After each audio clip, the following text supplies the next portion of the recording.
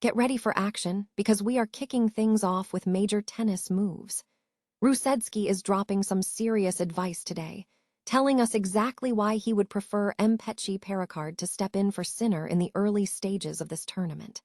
We dive into the strategy behind this potential matchup and what it means for the competition right now. Never get caught with a dead phone again. This INIU portable charger is compact, travel-friendly, and gives you fast 45-watt charging with a built-in USB-C cable, so there's no need to carry extra cords. With 10,000 mAh power, it's perfect for busy days, trips, emergencies, or anytime your battery drops too low. Grab yours on Amazon through the link in the comments before your phone hits 1%. Next up, we are tracking the incredible momentum of Daria Kasatkina as she shines on the Spanish clay. Daria Kasatkina has absolutely regained her form entering Roland Garros, claiming a WTA 125 crown in La Bisbal d'Empordà, Spain. We break down how she fought through injury and what this title means for her journey back to the top. Now we turn our attention to the pressure cooker environment of the Grand Slams as top players decry the prize money. Jannik Sinner and Aryna Sabalenka have sent a strong message to Roland Garros with a letter expressing deep disappointment over the 2026 prize money situation. We examine the demands these players are making for structural change and what the current financial reality looks like. And finally, we look at the broader fight for player welfare and revenue sharing. We see how top players like Coco Gauff are joining the chorus, demanding that the prize money at the French Open be raised. Don't miss a single moment of this evolving battle. Stay with us for the full analysis and all the latest tennis news.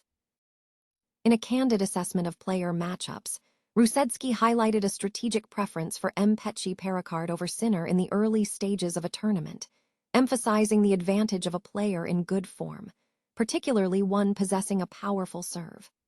Rusedski suggested that a player in peak form, especially one with a strong serve, possesses the capability to challenge any opponent. Meanwhile, the professional tennis landscape is seeing significant shifts in the WTA rankings. Marta Kostyuk has climbed into the top 15 following her success at the Madrid tournament.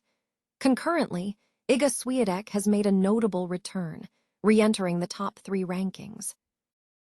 Daria Kasatkina has regained significant momentum on the Spanish clay, capturing a WTA 125 crown in La Bisbal d'Empordà, Spain.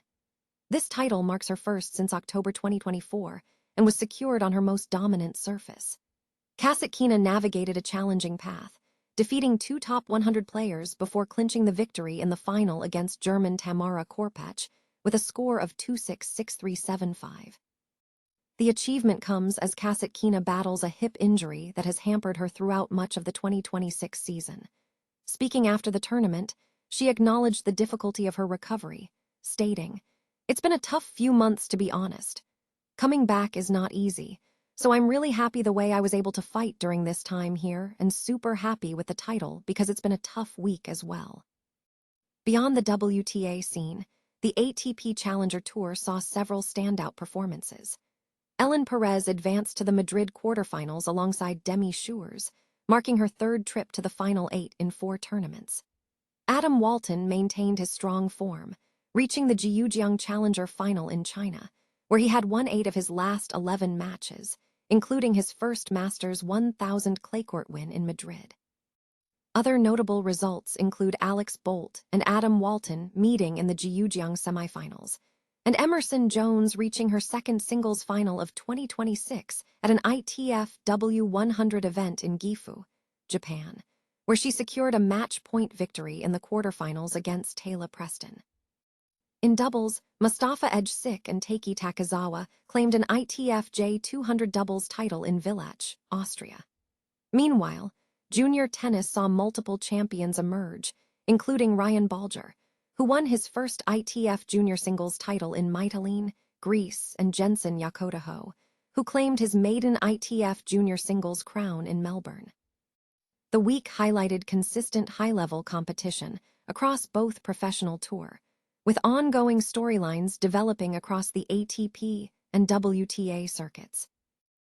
Top tennis players have intensified their pressure on Grand Slam tournaments, voicing deep disappointment over the prize money structure at Roland Garros. Leading figures, including world number 1 Jannik Sinner and Aryna Sabalenka, sent a letter to the French major on Monday expressing dissatisfaction with the 2026 prize money figures. This action follows a trend where top players have previously demanded significant increases in prize money, the establishment of a player welfare fund for retirement and maternity benefits, and greater involvement in tournament decision-making. These previous demands targeted a 22% share of tournament revenue, aiming to align the majors with the combined revenue generated by the ATP and WTA Tour. Players criticized the recent announcement from Roland Garros regarding a 9.5% prize money rise as insufficient. They pointed out that while the French Open saw a 14% increase in revenue last year, the total purse increase was modest at just 5.4%, resulting in a player share of revenue falling to 14.3%. Estimates suggest this year's revenues might exceed €400 million, keeping the player cut below 15%. The letter further condemned the tournament's failure to address broader structural issues. Players stated that there has been no engagement on player welfare and no movement toward creating a formal consultation mechanism for player input in Grand Slam decisions. Last year, a significant number of top players had signed similar letters. Copies of the initial correspondence showed that 10 of the 11 top-ranked women had signed, with men such as Sinner, Novak Djokovic, Alexander Zverev, and Carlos Alcaraz among those who signed. A spokesperson for the players noted that open dialogue is crucial and questioned the lack of communication. Adding to the ongoing tension, the Breakaway Professional Tennis Players Association, PTPA, founded by Djokovic in 2021, previously initiated lawsuits against various tennis organizations. In a suit against the U.S. Open organizers, the PTPA highlighted issues such as revenue mismanagement, citing an instance where a specialty cocktail generated more revenue than the payments made to the singles champions combined. Top tennis players are intensifying pressure on Grand Slam tournaments regarding prize money, with recent focus on Roland Garros. Following last year's French Open, where players like Coco Gauff expressed desire for increased prize money, leading figures such as world number 1's Jannik Sinner and Aryna Sabalenka have formally voiced their dissatisfaction. Both players sent letters to Roland Garros on Monday, expressing deep disappointment over the announced prize money for the 2026 tournament. This follows a trend where leading players have previously signed letters to Grand Slam organizers demanding significant increases in prize money, the establishment of a player welfare fund to enhance retirement and maternity benefits, and greater involvement in decisions that directly impact their careers.